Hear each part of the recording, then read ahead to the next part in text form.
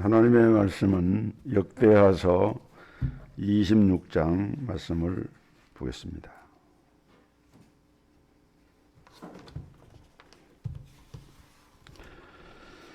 역대하서 26장 16절부터 23절 말씀까지 봉독하겠습니다.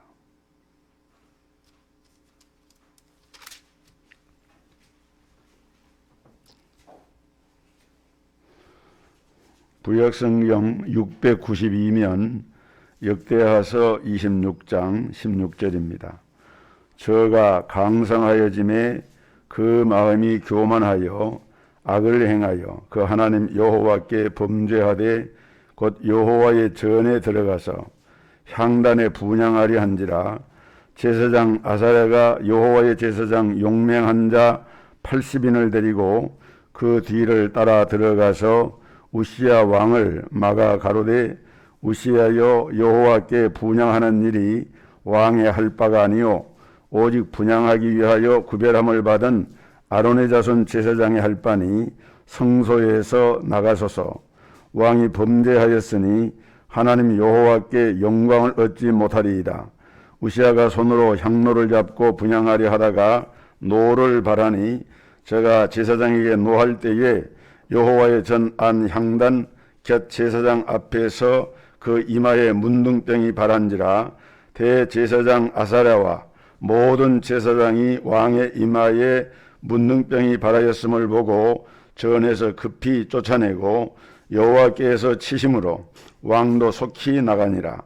우시야 왕이 죽는 날까지 문둥이가 되었고 문둥이가 되매 여호와의 전에서 끊어졌고 별궁에 홀로 거하였으므로 그 아들 요담이 왕궁을 관리하며 국민을 치리하였더라. 이 외에 우시야의 시종 행적은 아모스의 아들 선지자 이사야가 기록하였더라.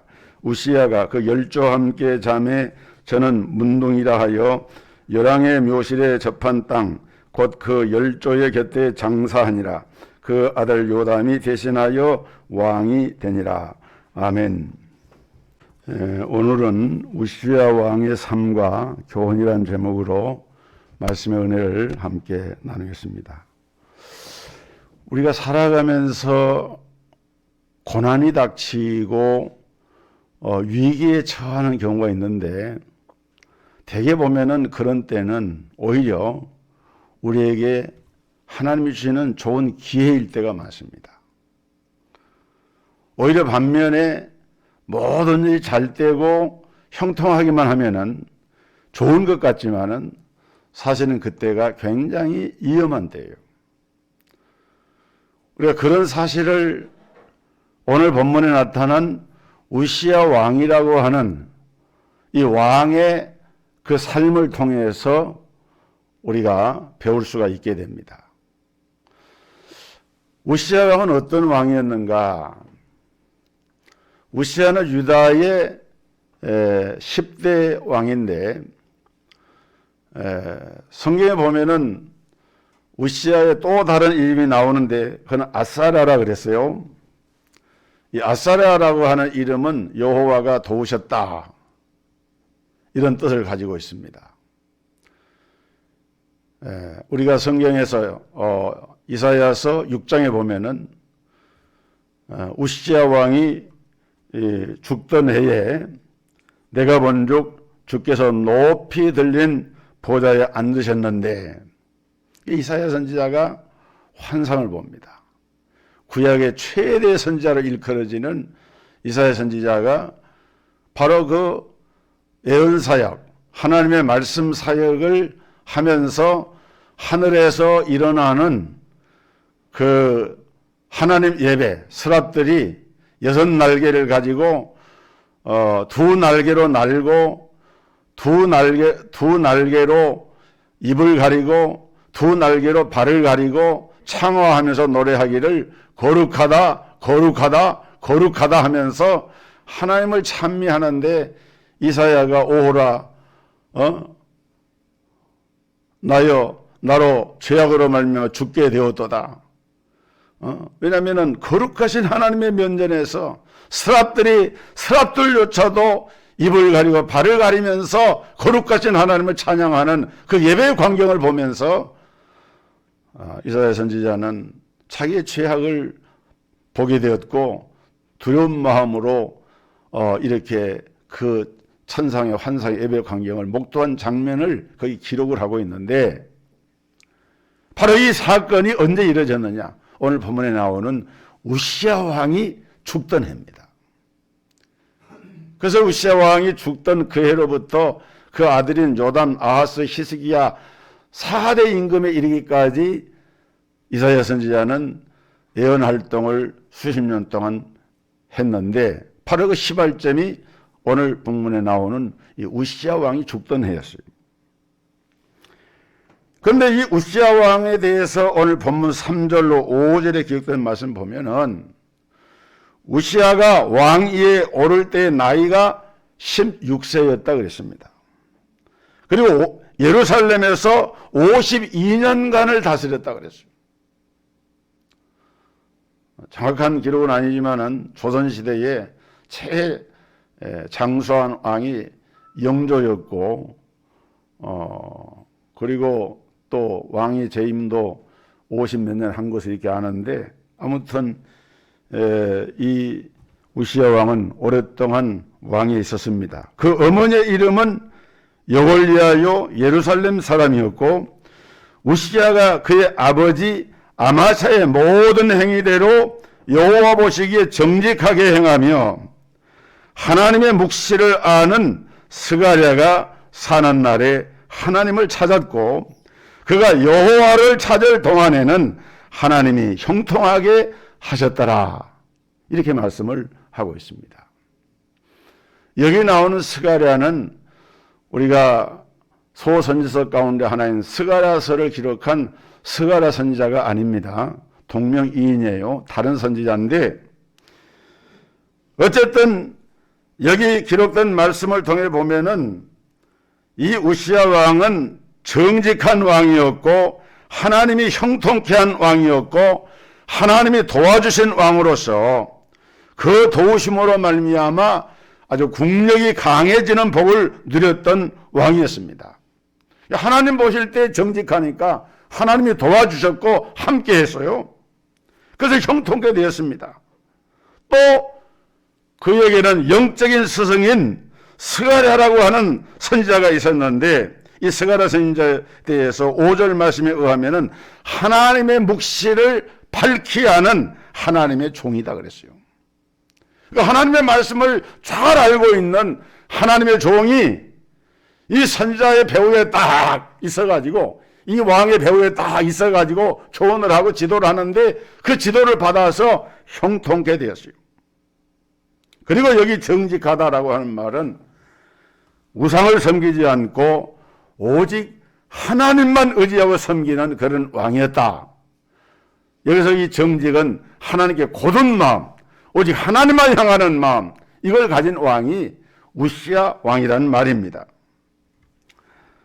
오늘 사람이 잘 나갈 때 조심하고, 힘이 있을 때 그 힘을 남용하지 말고 겸손한 자세를 가져야 되는데, 문제는 이 스가랴 선지자가 죽고 영적 지도자가 떠나갔을 때 그 이후로 이 우시야 왕은 교만에 빠지고 변질이 됩니다.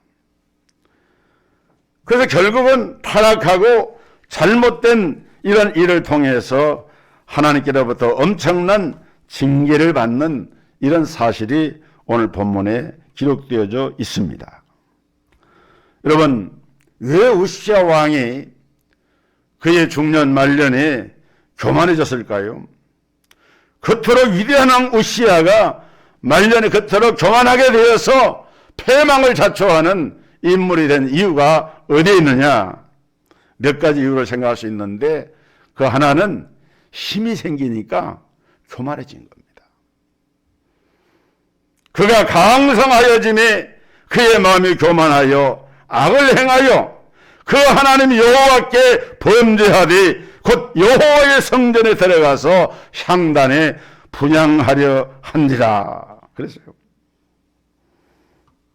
사람이 잘 되면은 겸손하고 더 낮아져서 하나님을 의지해야 되는데 대개 보면은 패턴이 비슷해요. 우시아만 그런 게 아닙니다. 성경의 인물 가운데도 그런 사례가 많고 오늘의 우리 삶을 주변에 돌아보아도 우리도 우시아 왕이 빠졌던 그러한 함정에 빠질 수 있는 확률이 너무 많다는 거예요. 잘 되면 잘되게 하신 하나님께 감사하고 연약한 자기의 모습을 하나님 앞에 내어놓고 하나님의 도우심을 구해야 되는데 이러한 마음이 착각 가운데서 나의 나된 것이 하나님의 은혜로 된 사실을 금방 잊어버린다는 거예요. 여러분 사울왕도 그랬고 성경에 보면은 그 하나님이 귀에 들었었던 다윗왕도 그랬어요. 다윗도 겸손할 때 하나님이 다윗을 높이 들으셨어요. 그러나 여러분 다윗도 참 실수 허물이 많았습니다. 오늘 다윗이 자기 백성의 숫자를 계수합니다. 신하가 조언을 하는데 왕이 그것을 만류했지만은 강행을 합니다. 왜 백성의 숫자를 계수했느냐? 여러분 오늘날 인구 센서스나 인구조사 같은 것은 굉장히 중요한 데이터를 가지고 어떻게 국가 정책을 세우는 밑바탕 자료가 되는 것이 되기 때문에 중요한 것이에요. 그런데 신정국가 이스라엘에서는 백성들의 수를 계수하는 것도 하나님의 지시가 있어야만 하는 거예요. 하나님이 하지 말라 그러면 해서는 안 되는 것입니다.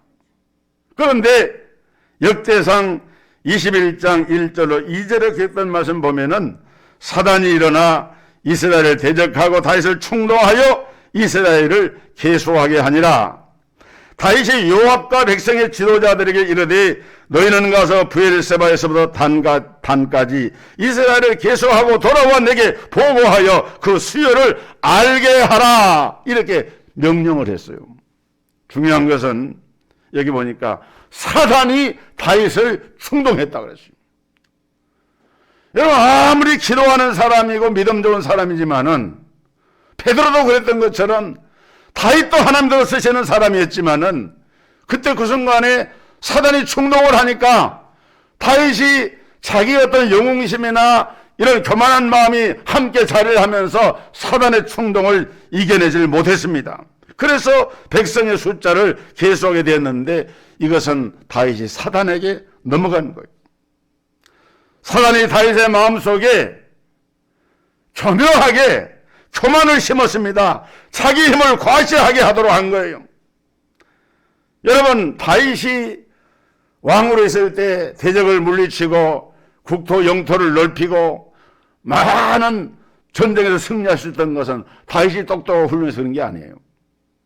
하나님이 다윗을 붙들어 주셨어. 그래서 다윗이 치세할 때에 이스라엘이 강대한 나라가 된 것인데 백성의 숫자나 다윗의 능력에 의해서 된 것이 아닌데 다윗은 자기도 모르게 그때에 교만한 마음이 생긴 겁니다. 자, 두 번째 이유는 예배 생활을 우리가 등한히 하게 되면은 교만한 마음이 일어나게 됩니다. 우시아가 그 영적 스승인 스가랴의 도움을 받아 신앙생활을 했기 때문에 늘 하나님을 찾았다 그랬어요. 역대하 26장 5절 하나님의 묵시를 밝히 아는 스가랴가 사는 날에 하나님을 찾았고 그가 여호와를 찾을 동안에는 하나님이 형통하게 하셨더라 그랬어요. 하나님을 찾았다라고 하는 말은 무슨 말입니까? 그 말은 하나님을 의지하고 예배했다는 말입니다. 하나님을 부지런히 찾는 것. 여러분 그것이 우리 하나님의 구속함 받은 우리 인생의 행할 도리고 마땅히 취해야 할 그런 자세입니다. 그런데 여기 우리가 이 구절을 좀 더 주목해 보면은 하나님을 찾을 동안에는 그랬어요. 그 말은 무슨 말입니까? 찾지 않을 때도 있었다. 하나님을 찾을 동안에는 어떻게 해요? 형통하고 잘되고 번성하고 대적을 물리치고 승리했는데, 근데 어느 순간 교만한 마음이 들어와서 하나님을 찾지 않을 때는 형통치 못한 이런 사실이 드러나게 되었다. 여러분, 우리가 신앙생활을 하면서 뭔가 모르게 일이 잘 되고 잘 나가고 자기 원하는 것들이 속히 이루어지고 뭐 이렇게 할 때는 되게 사람들이 긴장의 끈을 놓게 됩니다. 기도하던 사람이 기도를 쉬는 일을 하게 돼요. 하나님 앞에 예배의 소중한 의미를 깨달아 알고 몸을 들여서 예배하는 것을 소중하게 여겨야 되는데, 주일 한두 번 빠진다고 해서 금방 무슨 날벼락이 나는 것도 아니고 뭐 이런 생각을 한다는 거예요. 하나님은 신령과 진정을 하나님을 예배하는 자를 찾으시고 하나님을 예배하는 자를 불꽃 같은 눈으로 감찰해 보고 계시는데, 그런데 하나님을 예배할 시간이 없습니다. 하나님을 찾지 않게 됩니다.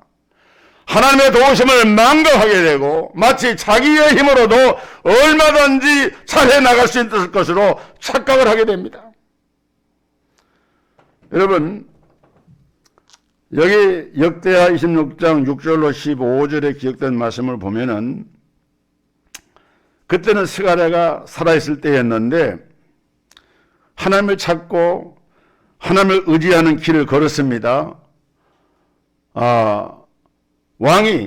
우시야 왕이 하나님의 법을 따라 살면서 이렇게 할 때는 하나님께 형통케 했어요. 그래서 나라가 강성해졌어요. 어느 정도로 강성해졌느냐?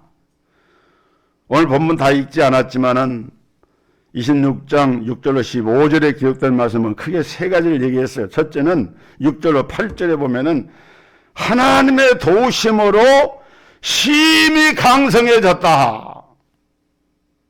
그래서 외적으로 블레셋 사람과 전쟁을 해서 이기고 아라비아 사람들과도 전쟁해서 이기도록 그렇게 했고, 그래서 우시아의 이름이 심지어는 저 멀리 애굽의 변방에까지 퍼져나갔다, 이렇게 기록을 하고 있어요.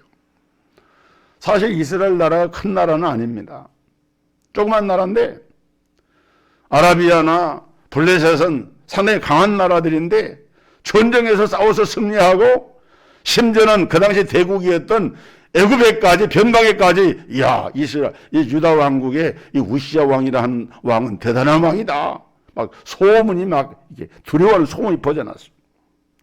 또 9절로 10절에 보니까 내적으로는 되게 전쟁만 잘하고 전쟁에서 승리한 것도 중요하지만은 내적으로 백성들이 경제생활 이런 것도 잘해야 되잖아요. 근데 그런 것도 좋았어요. 어떻게? 내적으로는 예루살렘 성구비에다가 망대를 견고하게 세우고 광야에다가도 망대를 세우고 물 웅덩이를 파서 그 다음에 평지의 가축들을 먹이도록 그 백성들이 농사를 짓는 그런 필요한 모든 일들 해서 지금으로 말하면 경제 개발을 한 거예요. 여러분, 지금은 별게 아닌 것처럼 보이지만은 고대 사회에서 큰 망대를 세우는 것은 오늘날 아주 높은 건축물을 세우는 것처럼 굉장히 실제적으로 많은 물자가 소요되고 인력이 소요되는 그런 작업이기 때문에 망대 하나 세우는 것이 쉬운 일이 아니에요. 그런데 예루살렘 안에다가 여러 곳의 성구위마다 망대를 견고하게 세우고 저 광야의 외곽에다가도 망대를 세워가지고 외비 침입으로부터 나라를 방어하는 그런 것을 전부 한 거예요.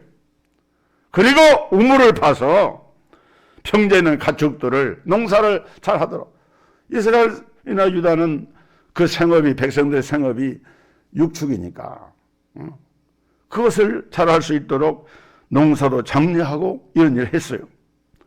또 11절로 15절에 기록된 말씀을 보면은 하나님의 기이한 도우심으로 강성해져서 아주 강한 군사력을 가지게 됩니다. 이것이 하나님께서 우시야 왕이 왕으로 재임하는 동안에 주신 하나님의 복이었습니다. 그런데 이 우시야가 교만해지고 예배 생활을 등한히하고 나아가서는 영적 스승의 조언이 끊어지게 되니까 결국은 망하는 길로 나아가게 됩니다. 어떻게? 여기 보면은 잠언 10장 17절에 보면 기록된 말씀에 훈계를 지키는 자는 생명길로 행하여도 징계를 버리는 자는 그릇 가느니라. 우세 왕이 복을 누린 배경 중에 가장 큰 역할은 스가랴 선지자였어요. 스가랴 선지자가 산날 동안에 늘 그의 지도를 받으면서 살았습니다. 그래서 문제가 없었어요. 그런데 어느 날 스가랴 선지자가 죽었습니다. 그때부터는 그를 지도해주는 사람이 없어요. 왕이 그때부터 교만한 마음이 들기 시작을 하고 그 교만한 마음을 지적해주는 스승이 없으니까, 쉽게 말하면 실책을 하는 지도자가 없으니까 그때부터 마음이 방만해집니다.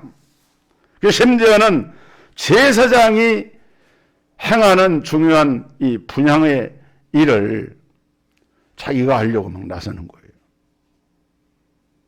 여러분, 이 분향이라고 하는 것은 뭔가 하면은 하나님께 드리는 예배는 내용도 중요하지만은 방법도 합당해야 됩니다. 그 방법이 뭐냐? 하나님의 계시를 따라서, 다시 한번 말씀을 따라서 예배를 드려야 돼요. 레위기 10장에 기록된 말씀을 보면은 아론에게, 제사장 아론의 두 아들 나답과 아비후가 있어요. 제사장입니다. 근데 이 두 사람이 하나님께서 명령하시지 않은 다른 불로 분향을 하다가 하나님 앞에서 나오는 불에 타서 죽었어요. 제사장인데, 아론의 아들들인데, 광야에서 일어난 사건이에요. 이유는 다른 것이 아니라 다른 불을, 하나님이 지시하신 불이 아닌 다른 불을 드렸다. 이것은 하나님의 거룩성을 드러내지 못했다는 것입니다. 하나님께 분향을 해야 한다는 것은 하나님의 말씀을 따르는 것이고, 그렇게 하기 위해서는 불이 필요하고, 이런 모든 절차에 있어서 이것을 진행할 때에 예배를 아무리 잘 드려도 하나님의 말씀에 근거해서 말씀과 관계된 그러한 예배를 드려줘야지, 하나님의 말씀에서 벗어나는, 하나님의 계시를 초월하는 그러한 예배는 하나님이 받으실 수가 없어요. 왜? 하나님의 거룩함을 훼손하기 때문에. 인간적인 방법으로 예배를 치장을 하고 인간적인 순서를 만들고 그런 것들이 대단한 하나님이 기뻐 받으실 만한 예배가 될 것처럼 착각을 하지만은 사실은 그런 것이 아닙니다. 여러분, 이 분향이라고 하는 것은 어떤 의미를 가지고 있는가 하면은 시편 141편 2절에 기록된 말씀 보면은 나의 기도가 주의 앞에 분향함과 같이 되며 나의 손드는 것이 저녁 제사같이 되게 하소서. 이런 말씀을 보면은 이 분향이라고 하는 게 기도와 관련이 있어요. 기도. 우리 성도들이 하나님께 드리는 기도. 그리고 또 요한계시록 5장 8장 3절 5절에 기록된 말씀 보면은 이 향은 성도의 기도들이다. 향이 이렇게 올라간다라고 하는 것은 땅에 있는 백성들이 하나님과 이 향이 하늘로 올라가는 것처럼 기도를 통해서 하나님과 거룩한 교통을 하는 거예요. 이거 얼마나 성스러운 일이고 얼마나 복된 일이고 자랑스러운 일, 감사한 일인지. 어떻게 유한한 인간이, 죄인된 인간이 거룩하신 하나님, 살아계신 하나님 앞에 예배를 드리면서 하나님과 교통을 할 수 있겠으면, 그 교통의 상징이 분향하는 것인데,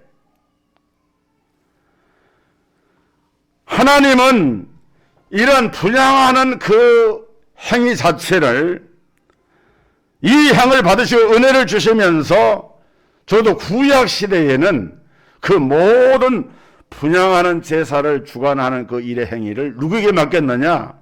하나님의 거룩한 종으로 세움받은 제사장에게 그걸 맡긴 거예요. 여러분,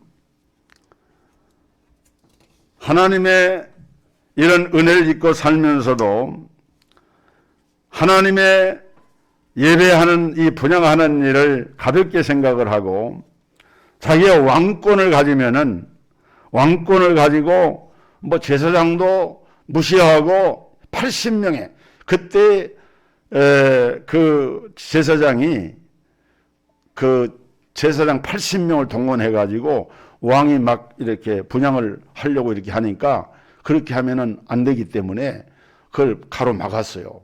그 제사장도 참 대단한 제사장입니다. 그러니까 이제 멈칫했어요. 네? 멈칫했어요.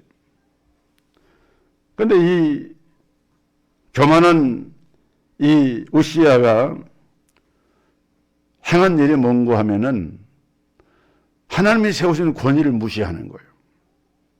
하나님께서 마땅히 지켜야 할 그런 규례와 법도를, 말씀의 법도를 통해서 예배할 때는 어떻게, 분향할 때는 어떻게, 제사할 때는 어떻게, 다 하나님의 그 말씀의 계시를 통해서 규정을 해놨는데 그 말씀을 초월하고 계시를 넘어서서 자기가 임의로 분향을 하려고 제사권을 침해하는, 예배권을 침해하는 그런 행위를 한 것입니다.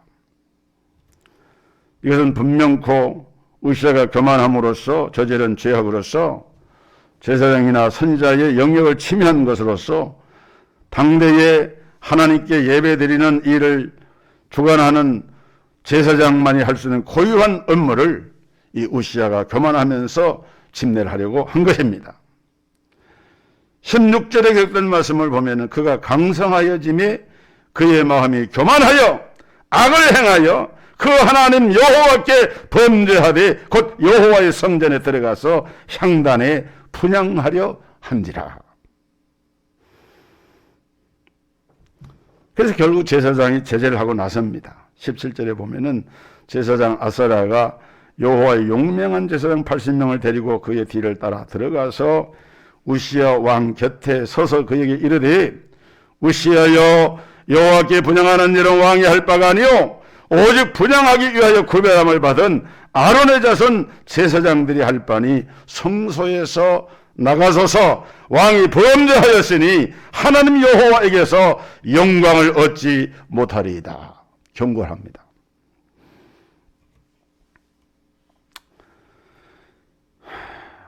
그러면 곧바로 중재하고 회개하고 돌아서야 되는데 우시야는 그러질 못했어요. 교만하니까 예배권을 침해하고 하나님의 권위를 무시하는 거예요. 화를 내면서 계속 그 일을 하려고 하니까 그때 즉각 하나님이 우시야를 치셨습니다. 그래서 그 이마에 문둥병이 금방 발했어요.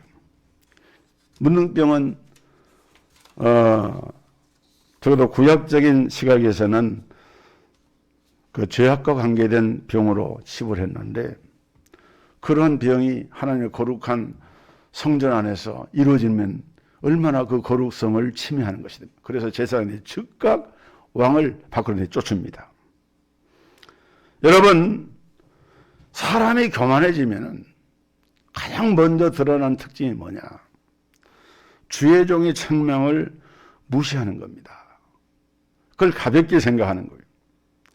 아사랴 제사장이 담대하게 우시야를 책망하는데 문제는 우시야 왕이 그 책망을 무시한 거예요. 19절에 보면 우시야가 손으로 향로를 잡고 분향하려 하다가 화를 내니 그가 제사장에게 화를 낼 때에 여호와의 전 안 향단 곁 제사장들 앞에서 그의 이마에 문둥병이 생긴지라.